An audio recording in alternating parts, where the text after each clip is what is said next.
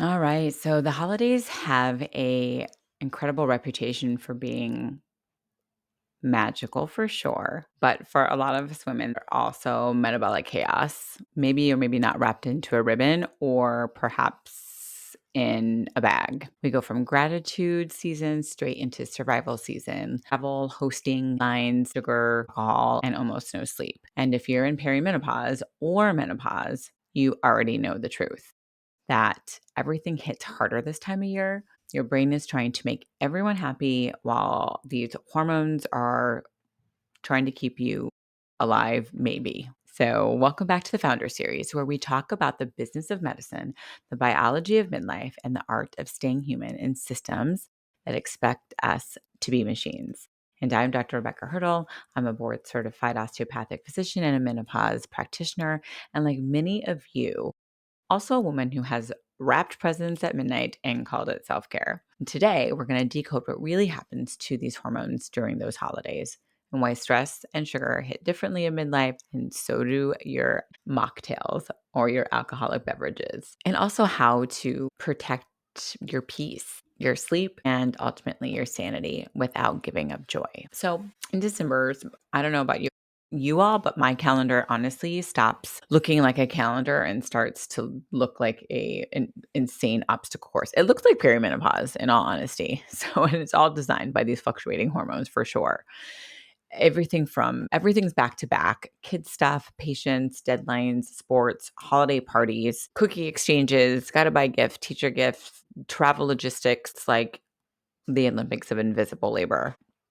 I remember this time last year, still in my full-time insurance-based model, moonlighting for another telemedicine midlife clinic and trying to figure out, am I actually going to go through with launching my own private telemedicine practice? So building and prepping the launch of it, all while being a mom of six. Even though they're not necessarily all here, you're still doing mom stuff. And here's the thing, yes, you're busy, but you also feel like you're like unraveling physiologically, right? So, because the answer wasn't necessarily time management, it was physiology, right? Your cortisol is high, you're running on empty because you're just doing so many things in the midst of hormonal chaos too. You aren't sleeping right. You are, burning the candle at both ends. You may be stress eating, so then your insulin levels are up. You are, like I said, undersleeping, grabbing whatever carbs or foods that the kids maybe are leaving, depending on how small your kids are, or your big kids are. Melatonin that can be suppressed by blue light, by adrenaline, and, your brain just refusing to just shut and stop. Estrogen already fluctuating in perimenopause too. And it seems like just another contributor to this roller coaster that you're already on in the midst of all of these holidays. So at some point, you have to understand that you cannot build a business, raise a family, and lead in this space if you're burning your endocrine system to the ground. So you have to decide. And sometimes it's not an easy way to do it. And sometimes you don't necessarily get it right. But that you can't, sacrifice yourself, period, for holiday perfection, whatever you think that that's supposed to be, or any perfection. But just in the holidays, we try to do everything. In all honesty, there are stress tests for every system we run, not just cortisol, not just sleep, not just metabolism, but all of it: the emotional labor, the decision fatigue, the social comparison, right? Like, how many galas, how many events, how many parties are you going to? Did I meet my body composition goal to fit into this dress, this cocktail dress, this other gown? And then don't forget, if you still have kids at home, you're doing teacher gifts, you're doing your mail carrier gifts, you're doing your hairstyle. I mean, all of the things. You're traveling, you're cooking, and maybe for some of you, you're also arguing with people that you only get to see once a year, twice a year. Women, especially midlife women, carry the heaviest invisible load of the time this year, right? And for founders, and then you add launching, scaling, innovating, worrying about cash flow, clients, content, and the constant mental chatter of, did I do enough? Am I behind? Can I keep this up? Not to mention that this is typically a slow time for business. So, how are the holidays going to look? We're not going to just talk about surviving the holidays, because we want to be done with survival mode, or at least try to be, but talk about supporting the body and gets you through these holidays, the body that shows up for yourself, for your kids, for your patients, that builds your business, the body that always shows up until it can't, right? We don't want to get to that point. So this season, I'm asking myself and all of you to stop performing holiday perfection and start practicing holiday physiology. So here's the reframe that I'm talking about. If your hormones crash, then nothing else works, right? Not your mood, certainly not your focus, not your metabolism, not your boundaries, not your business. So in today's Founder Series, we're going to pull 3 threads. The Holiday Hormone Trap. So why cortisol spikes, insulin swings, and estrogen fluctuations can make December feel like survival mode. And then the founder stress load, why entrepreneurs, especially midlife female entrepreneurs, have a different physiology and why this matters more at 42 than at 32, and how to build a hormone holiday plan. Simple, practical shifts to support your cortisol, your sleep, and your metabolism so you're not crawling into January holding an emotional support latte because you don't need a new planner. You just, you need a better to-do list. So stop pushing through. You need to make sure that your physiology is supported and your biology is supported. Your boundaries, your clarity, your decisions, your creativity, that these all fall into alignment. So grab a coffee, take a deep breath, unclench your jaw, relax those shoulders, and let's talk about what it actually looks like to thrive in December and not to just survive it. So now that we've walked through the reality of holiday chaos as a midlife founder, let's get honest about what's happening inside your body this season. And I'm not talking about just I feel stressed, but like measurable physiology. So we know that there is a large amount of women who report elevated stress during the holidays compared to men. And that gap isn't a mindset issue. This can be a hormonal issue. This is midlife women in general. And this brings us to thread number 1, the holiday hormone trap. So let's break it down. Cortisol, when you're juggling travel, social pressure, gift lists, emotional labor, and 47 invisible jobs, your adrenal glands are like a tiger's in the living room, right? Cortisol spikes, blood sugar rises, sleep tanks, progesterone is not working. And then that can be one reason why you're like lying awake at 2 a.m. thinking about a text you forgot to answer or an email you forgot to answer, or you forgot to pack something for someone. Just one night of sleep loss can raise that cortisol by 37% the next day. And insulin, you add sugar or alcohol, stress, disrupted sleep, and insulin sensitivity can drop to 30% for 24 hours. So this is why one cookie feels like 5. One glass of wine hits like a bottle. Cravings can get louder. Your mood swings can get harder. And the scale moves even when your routine has not changed. That metabolism can get disrupted. It's not always just willpower. Late dinners, time zone changes, holiday parties, blue lights, melatonin gets suppressed. And melatonin isn't just sleep. It helps regulate your estrogen metabolism. Night sweats, anxiety, bone turnover, low melatonin equals more waking, more sweating, more anxiety, more irritability. This is why many women feel more emotional fragile, especially in December when all of that stress is at its peak. The gut-brain axis, so 5 days of high sugar, low fiber eating can reduce beneficial gut bacteria. That lowers serotonin, the neurotransmitter responsible for calm connection and emotional stability.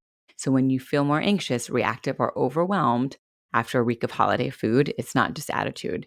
Your microbiome really is feeling that shift. So the average adult can gain 1 to 2 pounds from Thanksgiving to New Year's. Y'all know that food is like packed with salt and everything else that we do not normally eat. Not a crisis, proof that inflammation, cortisol, and sleep disruption change how your body stores energy. We all can feel it, right? Like my hands get swollen, my feet get swollen, I don't sleep well, you're full, you're stuffed, you're drinking things you never drink.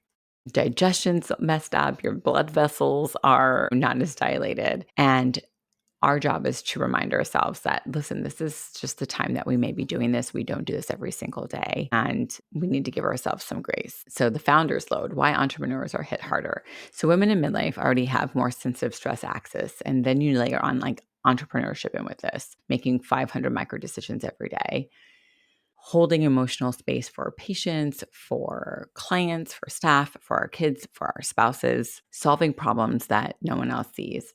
Sometimes we might create some of those too. Let's be honest. You're carrying risk and responsibility 24/7. You're creating something out of nothing a lot of the times, right? And this load keeps your cortisol elevated even when you're resting. Founders notoriously live in high alert physiology, and midlife physiology doesn't buffer stress like it did at 30. So this time of year can feel more intense because your brain and ovaries are having different meetings, like literally. So the holiday hormone plan, how to support the body that supports you. So here's the empowering part, that this is all modifiable. We can shift this in real time. So number one, real deep breathing. 3 rounds lowers cortisol in minutes. It is a nervous system interrupt. Take that time to do that. You may have to do it more often. Number two, every meal, protein, fiber, healthy fat, low glycemic carb. This stabilizes your insulin and reduces the cravings. And number three, a melatonin window. 6 minutes of dim light before bedtime. 60 minutes. Try it. And your phone does not count, y'all. Okay. This increases melatonin and improves estrogen metabolism. And then a daily 10-minute walk, not exercise regulation. It lowers blood sugar and helps the gut brain axis reset. One boundary for emotional love, just one. One thing you're not responsible for this year, and your cortisol will thank you. Next, don't skip protein on travel days. This prevents insulin roller coaster that derails a whole entire weekend. You all know that I'm all about protein. Next, a no perfect holidays contract. Signed, sealed, physiologically protective. So the takeaway for this midlife minute is that your physiology is not the enemy. Your hormones are not just behaving. Your stress response is not weakness. Your body is doing exactly what it's designed to do, to protect you. Our job, especially in midlife, especially as founders, is to work with that physiology and not against it. And when we support the system, we get better energy, better sleep, better mood, better boundaries, and a holiday season that doesn't chew us up and spit us out into January. So let's go into the lab, the Holiday Hormone Survival Framework, and let's translate the science into 6 tangible ways to keep your hormones balanced while life tends to get messy around the holidays. Number 1 is anchor your mornings. So start the day with a meal that tells your body that we're stable: protein, fiber, and a healthy fat. For some, within 90 minutes of waking can lower that cortisol and stabilize that blood sugar. A 2024 Journal of Nutrition study found that women who ate 25 grams of protein at breakfast had 42% fewer sugar cravings later that day. Try eggs, avocado toast, Greek yogurt with berries and chia seeds. If you need coffee, drink it after food. Otherwise, you're just spiking stress before sunrise. Literally, some people, this really does increase their sugar. It does for me, first thing fasting coffee. But I will admit that I still need to have my coffee in the morning. I usually drink it while I'm working out. Move without punishment. Exercise lowers stress hormones, but only when it's moderate, right? So we know that the more high intensity, that can spike your cortisol as well. And for some, it can spike your sugar. So, but 5 days of gentle movement can reduce cortisol, improve sleep more than daily high intensity workouts. Walk after your meals, stretch between errands or between patients, right? If you can, and then lift. Resistance training, you guys. I'm still, even in the holidays, I'm still doing 3 to 4 days a week. Even 10 minutes counts. Your goal isn't to burn off the pie, but it's to keep your blood flowing and cortisol moving out of your system. 3, hydrate and rebuild.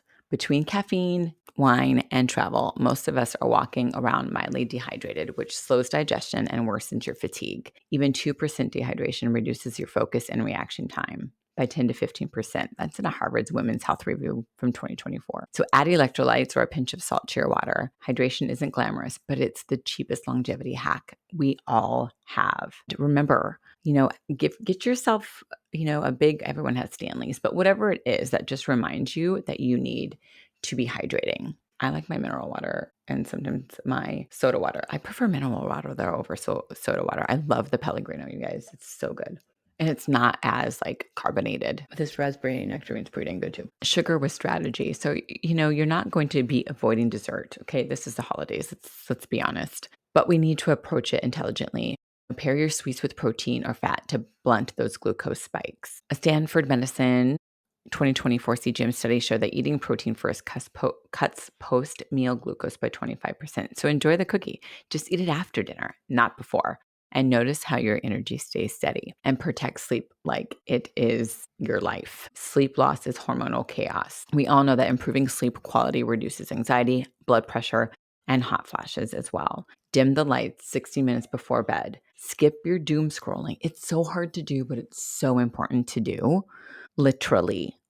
and stop alcohol, period. But we'll be honest, I get it. Stop alcohol at least 2 hours before sleep because it can legitimately suppress REM sleep by 30%. Listen, you guys, I know a lot of patients, and including myself, even one glass of wine, it doesn't matter what time of day it is, it interrupts sleep, not just 2 hours before bed. Consider your magnesium glycinate or a warm shower to cool melatonin naturally. Number 6, boundaries are biology. This one surprises everyone. Every yes when you mean no is a cortisol spike, right? Because we're saying it and we're like, our heart starts to race and we're like all anxious and nervous. There was one study from Yale that found women practicing emotional boundaries had a 20% lower CRP, which is one of the key inflammatory markers. So when you protect your peace, you're not being selfish. You're regulating your immune system. Your nervous system loves consistency, probably more than cookies for sure, although you may beg to differ. So let's put this all together. Here's the secret. These 6 habits aren't random. They do form a loop. Steady morning stabilizes blood sugar. Movement clears cortisol. Hydration supports metabolism. Balanced treats keeps that insulin calm. Sleep rebuilds tissue. Boundaries keep inflammation in check, and together they tell your brain you're safe. And when your brain believes you're safe, your hormones can follow suit. And so that's regulation. That's the longevity in real life, right? And, that's exactly how we want to help women. That's exactly how I do it as well. Personalized plans that blend data, compassion, because no one needs another plan to follow perfect, but you need a system that flexes with you and that's doable. So before you dive into the next party or packing list, I want you to ask yourself one question. What would it look like to arrive rested, but not perfect? Maybe it's skipping one event, ordering takeout instead of cooking, or saying no to the one thing that costs your peace. Take that no card. You guys have heard me before. You can't say it, show it. The one act of self-preservation changes your chemistry.